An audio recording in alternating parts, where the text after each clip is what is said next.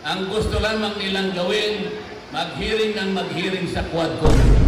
Ang Quadcom, wala silang ibang subject matter, kundi i-prosecute ang dating Pangulo ng Republika ng Pilipinas. Para hindi na ako siguro makasali, tinanggal nila ako sa Justice Committee. Nasabi ko sa kanila, yun ang akala nyo. Subok-subukan ninyo na impeach ang Vice President. I will suggest to her that she should engage me as her defense counsel. Naku, wala ho tayong maraming pag-uusapan dito sa video na to. Paano nyo ho ilalagay sa pang 22 to 24 na pwesto yang si Congressman Rodante Marcoleta? Gayong tignan nyo naman ho ito mga kababayan. Pasok pa lang ho niya, talagang pinagkakaguluhan na siya. Di ba? Yan na nga ho ba problema natin doon sa Pulse Asia na lumabas kahapon. Masyado ho nilang linoloko ang sambayan ng Pilipino. Pinipilit ho nilang manipulahin ang kaisipan ng ating mga kababayan na makakakita sa kanilang mga survey na kagaya nung pinakita ho natin kahapon. Kaya kagyat nagsagawa ho tayo ng sarili nating survey dito sa PH Update. At as of today, teka lang ho mga kababayan, as of today, meron akong Teka ho. I-screenshot ko para makita nyo rin ho dito sa sa video. Ito mga kababayan. Ayan ho. As of today, meron na hong bumotong 112 votes. Nakakuha ho ng 96% itong si Congressman Rodante Marcoleta, habang yaang si Bong Revilla ay nakakuha lamang ho ng 4%. Kaya talagang basura ho yung survey na yon ng Pulse Asia. Kita nyo naman yan mga kababayan.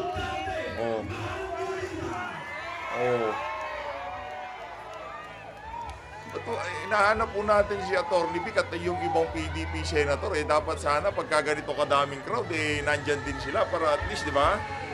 Makapagpakilala ho sila sa ating mga kababayan. Nakakalungkot naman, no? Bakit wala yung ibang mga PDP senators, no? Sayang naman, no? Sayang naman. Tingnan nyo naman yan, Marcoleta, the rockstar. Di ba?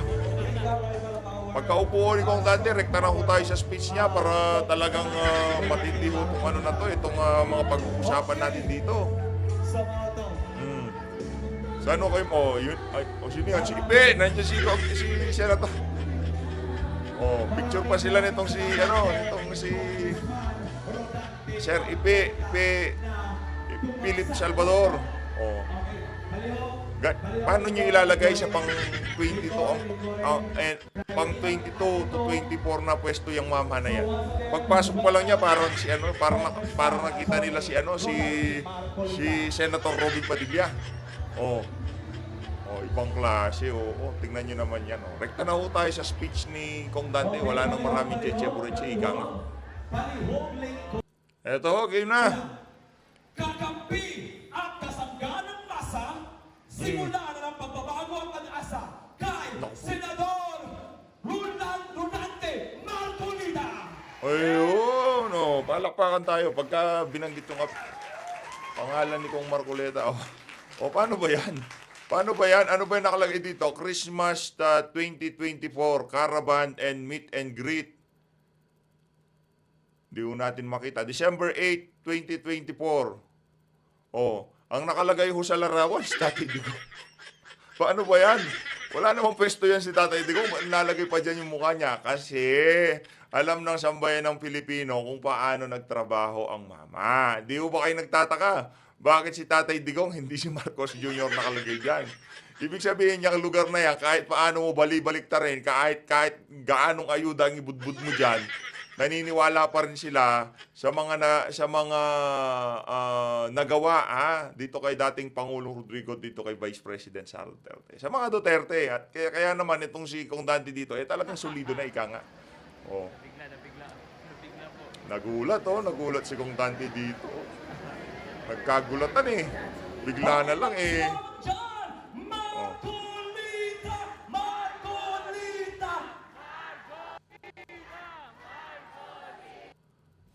Teka lang ha, hindi po ho natin napapaikot yan. Kailangan paikutin natin na mabilis habang naglalakad yung si Kong Marcoleta. No? Naku na. Oh. Ito na, ito na.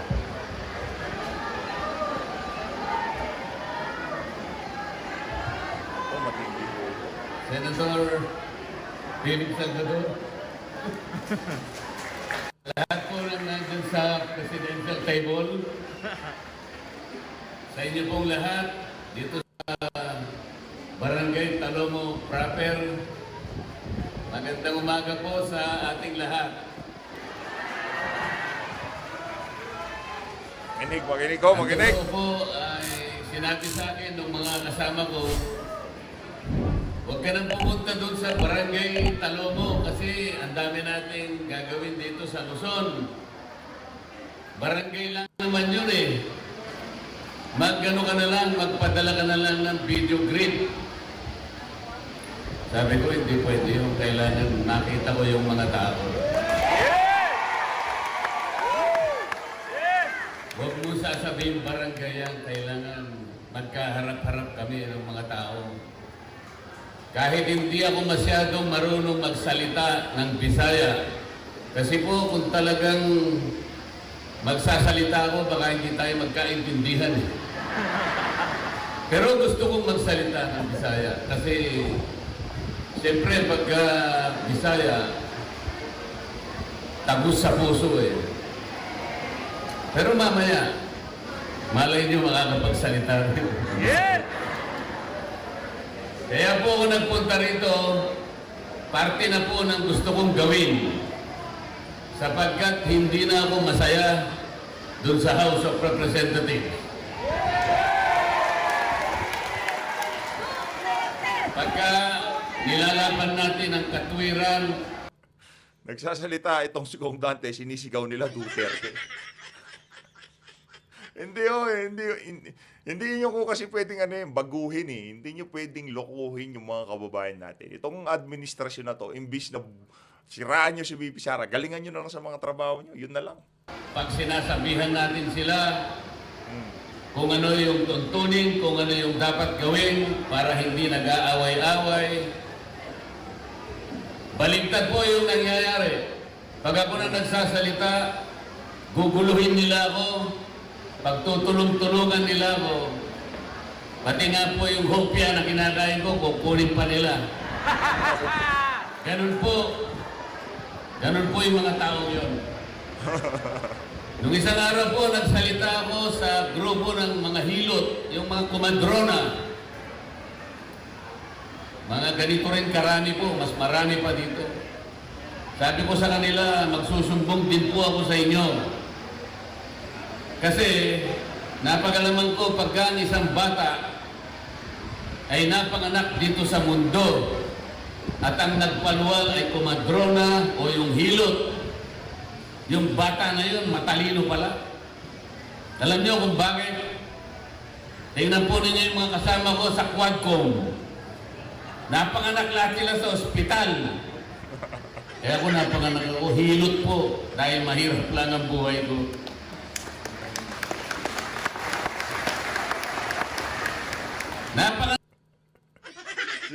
Si Sarian lahat yun. Oh, itong si Franz Castro, sabi ni Kong Dante, pinagbubuntis pa lang, galit na sa mundo. Lahat sa ospital, tingnan nyo, pumurol ang mga ulo. Sabi nila, magkaisa tayo. Gumawa sila ng manifesto. Kailangan kanya magkaisa tayo sa katapatan at paninindigan para alagaan natin ang ating bansa. Paano pagkakaisa yun? Paano magkakaisa ang isang bansa kapag ini-impeach mo ang Vice President? No. Hypocrisy. Nagpapanggap. Nagbabalat kayo. Ano po yung nagpapanggap sa Bisaya para ma-emphasize? Ha? Nagpakarong ignon. Oh, yun. Translator mo? Sabi ko, Pagtulungan natin, napakaraming problema ng bansa natin. Ang kuryente, napakataas ang kuryente sa bansang ito. 10 bills, power bills ang ipinail ko. Wala kahit isa ang dininig sa committee. Paano ko puro quadcom na lang? Lahat ng panahon, lahat ng atensyon binigay lahat sa quadcom. Wala ng panahon para dinggin yung mga panukalang batas na makakabuti sa tao. Ano po ba ang layunin ng ating batas sa kuryente na ginawa 23 years ago? Wala ho silang ginawa, puro quadcom na naman What no? is the objective of that law that was enacted in 2001 or 23 years ago? To ensure the delivery of quality and reliable and affordable rates of electricity in this country. So pag sinabi mong secure and reliable, walang brownout. Pag sinabi mong affordable, abot kaya. Abot kaya. Sa Bisaya, barato. O yan, nakita nyo naman. Hindi mo alam yun, Senador Philip Salvador. Hindi alam ni Senator Philip yun. Si Kong Dante lang may alam noon. Yun ang pangunahing layunin. Pero hanggang ngayon, after 23 years, abot kaya ang kuryente, abot langit. Tinanggal nila ako sa Committee on Energy. No. Pag sinasabi ko, walang justisya ang ginagawa natin, you are not following the rule of law. Tinanggal nila ako sa Justice Committee. Kasi i-impeach nila yung Vice President. Para hindi na ako siguro makasali, tinanggal nila ako sa Justice Committee. Nasabi ko sa kanila, yun ang akala nyo. Subok-subukan ninyo na i-impeach ang Vice President. No. I will suggest to her that she should engage me as her defense counsel. Naku po! Yari kayo dyan. Magiging defense counsel ni nitong si Vice President Sara, itong si Kong Dante. Ano? Kasi mali na po ang nangyayari. Wala nang justisya. Sabi ko sa kanila, bakit ninyo sinusuri ang confidential funds ng Office of the Vice President? Why?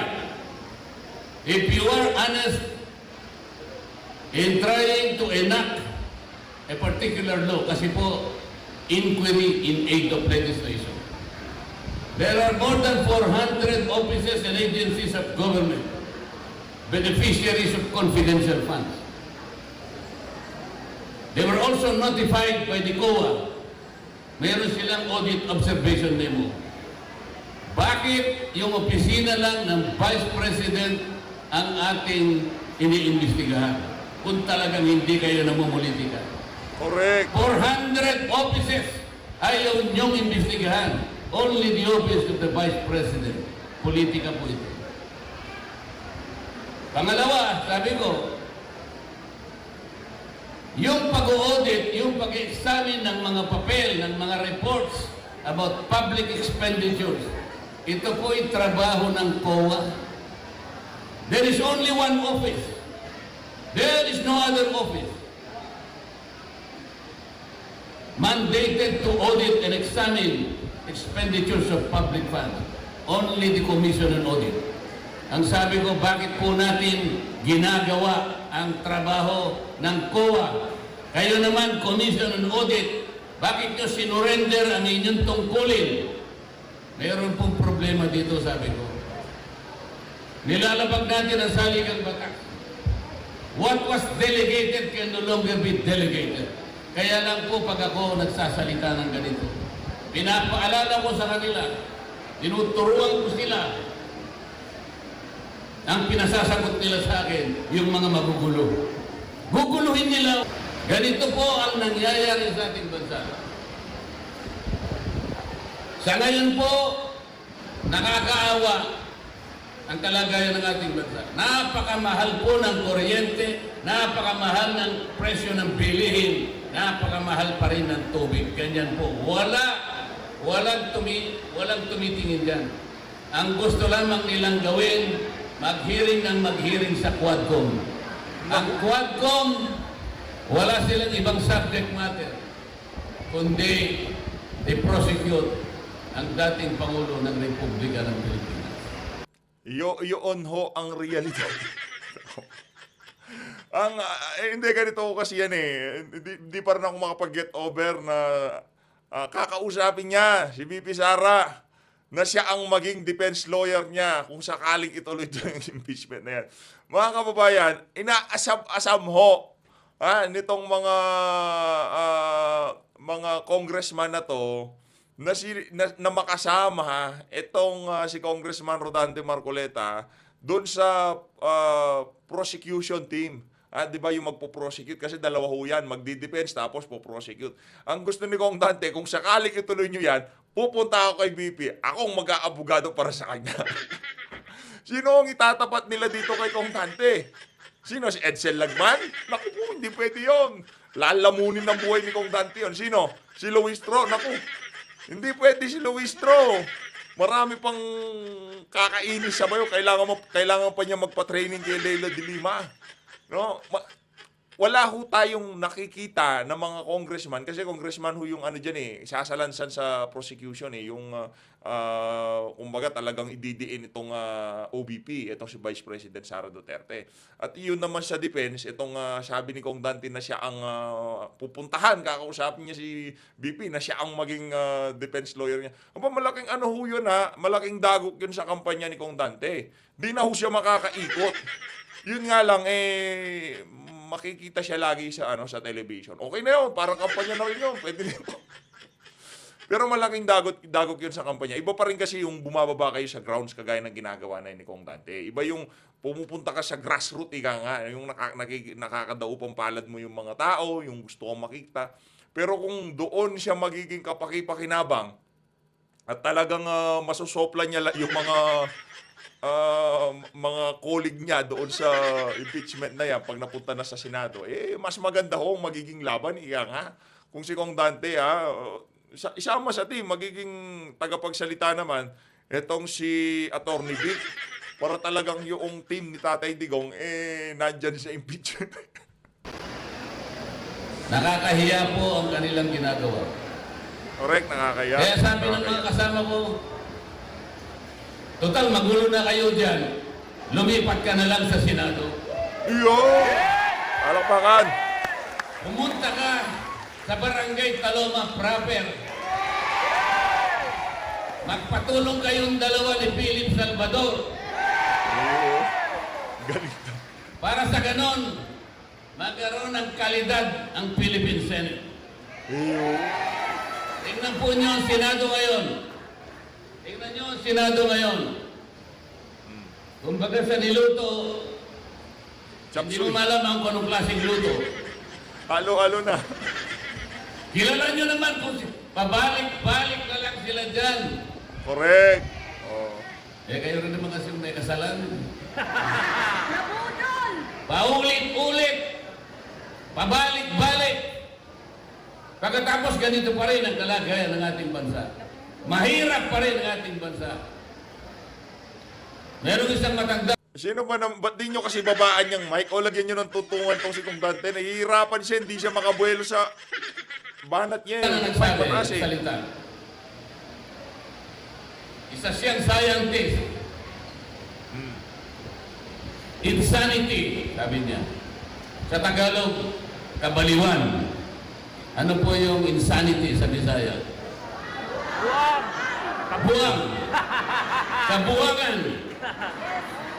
Insanity is doing something over and over and over again. Yes, tama. But expecting different results. Boto na kayo ng boto sa kanila. Ganun pa rin. Hindi tayo makakakuha ng resultang mabuti para sa ating bansa. Bakit hindi natin testingin si Philip Salvador? Isama nyo kami doon. Kahit hindi mo malaman kung anong klaseng niluto ang Philippine Senate. Sabi nila sa akin, o paano isasama mo ako dyan? Hindi pala magkakapareho yung sahog, hindi magkakasama yung sangkap. Hindi natin alam kung anong lasa niyan. Tapos ilalagay mo pa ako dyan, isasama mo pa ako dyan. Hindi po, kanya ganito po ang gagawin natin. Dahil nga hindi natin maintindihan kung anong klaseng luto na yung Philippine Senate, kayo po ay lalagay natin dyan para po magsilbi kayong magic sarap. Yun! Wow, galing ha? Baka Talagang yung mga banat nitong si Congressman Rodante Marcoleta, talagang mahusay, humuhusay, galing, galing. Mahusay naman dati, pero ngayon talagang yung attention ng crowd talagang naano ho niya, nakakatch na. Magaling, magaling. Palakpakan natin, malupit. Yung mga hindi yung puro bibigyan ko kayong ganito, gagawin ko ganyan. Yung mga magsisaka, gagawin ko ganito. Yung mga ganito, gagawin ko ganyan. Puro kalokohan yun, wag mo kayo maniwala doon. Diba, ganun sila, puro sila mga pangako. Pero hindi nyo makikita sa kanilang karakter, sa kanilang mga ginagawa, sa kanilang mga advokasya, ngayong hindi pa nila ginagawa yung mga bagay na yan. Pero dito kay Kong Dante, kita nyo, maprinsipyo. Kita nyo talagang, ang presidente, alam naman natin na binibira itong si BP. Dahil alam niya na itong si BP gusto lang magtrabaho, talagang nakaantabay yan si Congressman Rodante Marcoleta at gusto pong mag-abogado para kay BP. Di ba? Nakita nyo naman ho itong mama na talagang mayroong prinsipyo, meron siyang paninindigan. Pagka alam niya itong mga tao na to, alam ko sa puso ko na yan gagawa ng tama. Talagang susuportahan niya ho yan. Makikipaglaban para dyan sa mga tao na yan. Saludo kay Kong Dante. ako sa lasa, magkaroon man lang ng lasa yung luto na yan, baka magkaroon tayo ng pag-asa. Yes! Yes! Tama! Tama! Tingnan po ninyo yung corruption dito sa bansa nito. Yung Nako, yun na corruption, nga. nalulunod na tayo sa corruption. Magkano ang ginagasta ng ating bansa araw-araw? Magkano? How much does this country spend every day? Do you have an idea? 15.8 billion pesos every day. Teka lang ha. Hanggang ngayon, hindi pa rin ako makapag-get over. Sino ilalaban nyo dito kay Kong Dante? Sa prosecution. Sino magpo-prosecute kay BP sa pagka naging napunta na sa Senado yan? Sino? Si Luis Tro? Pagka si Luis Tro, hindi pwede. Hindi pwede si Luis Tro. Lalamunin ng buhay ni Kong Dante yung alin. Kahit nasabi mong abogado yon. Si Edsel, naku, malabo na mata ni Edsel. Sino pa? Sino pa magaling doon? Sino pa magaling na abogado doon na pwede nating itapat kay Kong Dante? Kasi yung mga kagaya ni Dan Fernandez, di pwede, hindi naman abogado yun Kasi doon parang nasa korte kayo Sino bang, isip muna ko tayo ng abogado Teka lang. Yung mahusay na abogado, yung Kit Flores, di pwede Lalamunin ni Kong Dante yun. Magmamano kay Kong Dante yun. Sino pa? Si Gutierrez, naku, marami pang kakainin, marami pang kakainin project yun. Sino pa ba? Abogado. Wala na tayong maisip na abogadong pwedeng ipantapat dito kay Kong Dante. Kasi dapat talagang magaling. Magaling na sino? Sino yun? Yung sa hearing nitong si Lorraine Badoy at itong si Ka Eric, yung chairperson doon sa na yun, yung sa franchise committee. Hindi rin siguro nasa team yun, kasama sa team, pero yung pampopronta nila hindi pwede yun. Alam mo ni Kong Dante yun. Wala ho tayo, kailangan mag-hire sila ng mag-hire sila ng private lawyer para hiharap dito kayo. Magkano naman ang ating kinikita araw-araw? Nako. 11.7 billion pesos. Naku, ba't ang laki ng So bumagas na tayo ng mas marami kaysa sa kinikita Sa natin. kinikita, hindi pwede yun. Kung baga sa business, palugi yan. Yan po ang inuutak natin araw-araw. 4.1 billion pesos. Or about 270 million pesos every hour. Bagsak. Magkano na po yung ating utang? 16 trillion pesos. 16 trillion pesos. Yung sentimiento ho na yan, kung ano yung mga sinasabi ni Kong Dante, ganyan, siguro yung ibang mga kasama niya sa organisasyon, sa relihiyon na kinapalulooban niya, malamang ganyan din ho siguro yung sentimiento. Kasi pinapakinggan yan eh. Isa ho sa, kumbaga, ang kasapi nila isa sa pinakamataas na pwesto sa pamahalaan, congressman. 'Di ba? Kung anong sinasabi ni Kong Dante, binabasa yan ng mga kasama niya diyan sa INC. Kaya mali yung ginawa nila na kinanti nila itong si Kong Dante, yung binastos-bastos nila, yung ginawa ho nila sa kanya na tinanggalan nila ng committee chairmanship na walang kaabog-abog, bulakan na lang. Ba't di na ako kasali dyan? Di ba ako chairman dyan? Yung kabastusan ho yun. At malamang yung mga ibang miyembro ng INC, hindi rin ho nila nagustuhan yung ginawa kay Kong Dante na yun. Bigay na bigay ng akap. Akap dito, akap doon. Puro akap. Hindi po yan ang gawain ng House of Representatives. Hindi po yun ang aming gawain. Wala po kaming gawain na kami ang magbigay ng kung ano-ano. Tingnan po niyo yung ginawa nila. Tingnan niyo yung politika. Ang budget po na present ni Inday Sara, 2 billion pesos. Ano ang ginawa nila? Tinanggal po nila, sabi nila, hindi, gawin na lang natin 700 million. Kasi yung ibang budget po rito, ginagawa na rin ng DSWD. Yung iba ginagawa na rin ng DOH. Yung iba ginagawa na rin ng CHED. So para walang duplication, tanggalin na natin yan. 700 na lang ang budget mo, Madam Vice President. Pero tingnan mo, sila nang namimigay sa binibigay ng DSWD. Akap dito, akap doon, puro akap, puro akap. Kunin po ninyo yung pera, hindi kanila yon, pera ng gobyerno. Walang mangyayari po pagka ganito ang gagawin natin. Pag nagbigay ka lang puro ayuda, puro subsidy, hindi po lalakas ang ating ekonomiya. Ang mangyayari po niyan, pagkakuha ng pera, pupunta po sa mall, wala na. Walang production na katapat. Hindi aandar ang manufacturing. Hindi aandar. Kailangan po umandar ang manufacturing para tumaas ang ekonomiya, maraming trabaho ma-generate, maraming produkto ang makukuha, bababa ang presyo ng pagkain. Yun po ang dapat natin gawin. Ang pinaka-problema ng Kongreso ngayon, yun pong oversight function, wala na pong nagbabantay. Marami pong batas na magaganda. Pero wala na pong nagbabantay sa pagpapatupad ng mga yan. Katulad po ng sinabi ko sa kuryente, 23 years ago, dapat mababa ang kuryente. After 23 years, mataas pa rin ang kuryente. Tingnan po niyo yung mga barangay. Ilan ang barangay sa buong Pilipinas? Ilang bilang po? 42,000 barangay in this country. Ilang porsyento po ng 42,000 barangays ang nakatitindig sa sariling paa? How many percent are self-reliant? 2%. 98% gumagapang. Magkano ang sweldo ng kapitan? Average, buong Pilipinas? 5,000 pesos. 5,000 pesos. Sa ibang affluent barangays, 38,000 pesos. Hindi magkakapareho. Magkano ang tanod? 800 pesos a month. Paano mabubuhay ang tanod? 800 pesos a month. 24/7 ang trabaho. Ito ang problema. Meron akong panukalang batas, ayusin sana natin ito.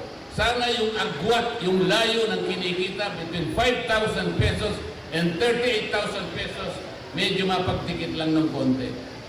Hindi po nadinig, minsan lang nadinig yung aking panukalang batas. Kasi po kinukuha lahat ng Quadcom ang panahon.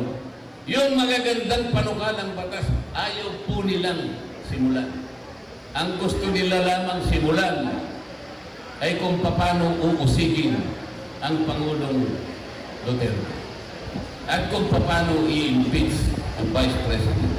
Kaya ako nagpunta rito para malaman ninyo, ang tunay na nangyayari sa ating bansa. Hindi na totoo eh. Pagtuloy Lahat to ng sinasabi ni Kong Dante dito talagang yaan ang realidad na nangyayari ngayon sa ating bansa, no? Wala ho silang gustong mangyari kundi impeach, wala ho silang gustong mangyari kundi pahirapan si BP, banatan si dating Pangulong Rodrigo Duterte. Yan ho ang realidad dyan sa House of Representatives. tulungan po natin, wag po yung mawawala ng pag-asa. Sabi ko nga po sa inyo, kahit mahirap, kahit mahaba ang laban, huwag po tayong matatakot. Alam ko po yung mga tao dito sa Barangay Taloma proper ay matatapang din, kagaya ng Vice President.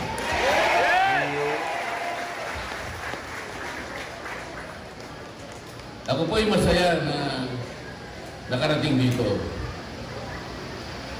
Sabi ko nga po sa inyo, ayaw kong mag-video ulit. Gusto ko makita ko kayo ng personal. At gusto kong sabihin ng personal, gikan sa akong kasing-kasing. Gihigugma o among tanan. Ayun. Okay, maraming salamat! Once again, Congressman Dante Marcoleta, ang ating senador sa 2025, kay Senador Marcoleta, may pag-asa ka! Once again, may I present you ang scholar sa atong halandong congressman. Palihog Katria, Linya, maonis na ang mga scholar sa atong halandong congressman Rodante Marcoleta sa Davao City, ang Davao Tribes. Oo, galing oh. Grabe, ang daming tao. Okay. Sayang wala yung ibang mga senatorial So, candidate ni Tatay Digong. No? Scholar ni sila ha. So, kini palandaan, gipakita sa atong Dapat sana kasama ho yung mga buong senatorial candidate ni Tatay. halandong Kasi congressman. ano to eh, di ba sayang ho no, wala yung ibang mga senatorial candidate ni Tatay Digong. Ipagpalagay natin na ano lang yan, dyan sa lugar na yan. Pero iba pa rin ho pagka rini-content yung rini-upload ng ibang mga mga gumagawa ng reaction video. Marami ho kasi makakapanood sa totoo lang. Kaya sayang. Unsa siya Nakalungkot ka na yan, oh. disidido nga mo pa eskwela sa ato mga halandong tribo. Malapit na lang siguro sa mga susunod na panahon sana no makadaupupal na. Maka-eskwela sa maong programa Nandiyan yung sa seminar. scholar ni Congressman Rodante Wow, Marcoleta. galing oh, puro mga katutubo. Yan pala yung mga, tignan nyo naman ho yan mga kababayan. Mga scholar yan ni Kong Dante. Pambihira naman yan, oo. Oh. Ang Klase talagang yung advokasya niya na sagip talagang yung mga kababayan natin, lalo na yung mga katutubo, sila yung mga sinasagip. Oh. Kaya bang gawin ni Luis Troyan? Meron bang ganyan si Paduano? Meron bang ganyan si Apo? Wala ko silang ganyan. Yung pagkakaguluhan silang ganyan, wala. Pagka pupunta yung mga yun, magtatakuhan yung mga tao. Oh. Galing, ayos. Saludo kayo mga Marcoleta. Yan ang dapat natin gawin, Senator. Di ba? Ayun si Ibe, si Senator Ibe, nasa taas. Nasa taas si Senator.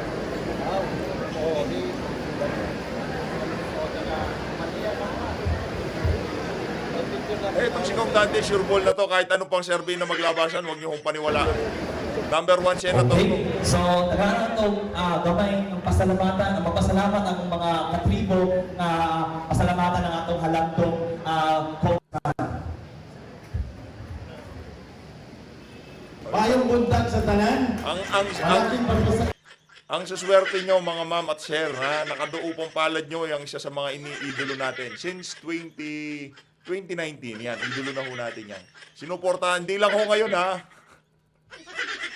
Pasasalamat namin kay Congressman Marcoleta. I brought with me about 70 ka mga tribal scholars gikan sa opisina ni Congressman. Palakpakan natin. Wow! Thank you, Palakpakan Congressman. natin. Ito, Galing. the different tribes of Davao. I think 11 tribes of Davao, pati yung mga Muslim brothers natin. So, kasama sa scholarship. So, ako din ang in-charge nito ng 5 different tribes of Davao City. So, thank you very much. Saludo. You want us to say something about... Thank you.